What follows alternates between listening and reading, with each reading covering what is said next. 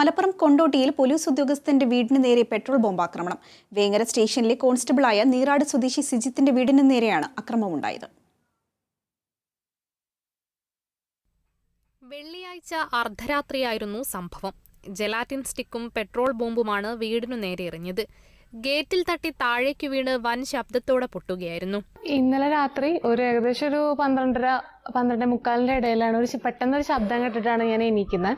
പുറത്ത് നോക്കിയപ്പോൾ ഗേറ്റിന്റെ ഫ്രണ്ടിലായിട്ട് നീളത്തിന് തീ ഇങ്ങനെ കത്തുന്നുണ്ട്. അപ്പം ഞങ്ങൾ വിചാരിച്ചത് ഇലക്ട്രിക് കമ്പി എന്തോ പൊട്ടിയ പോലെ തീ അതുകൊണ്ടായിരിക്കാന്ന് വിചാരിച്ചു.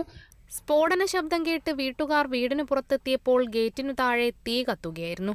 എന്തോ ഇങ്ങനെ കുപ്പിയിൽ പൊട്ടിച്ചിട്ട പോലെ ഗേറ്റുമോ ഒന്ന് അടിച്ച് തെറിച്ച് കിടക്കുന്ന കാണുന്നത്. അപ്പോൾ അവിടെ ചുറ്റും ചില്ലുകളും എന്തോ ഇങ്ങനെ മരുന്ന് പൊടി പോലത്തെ പൊടികളൊക്കെ ഉണ്ടായിരുന്നു.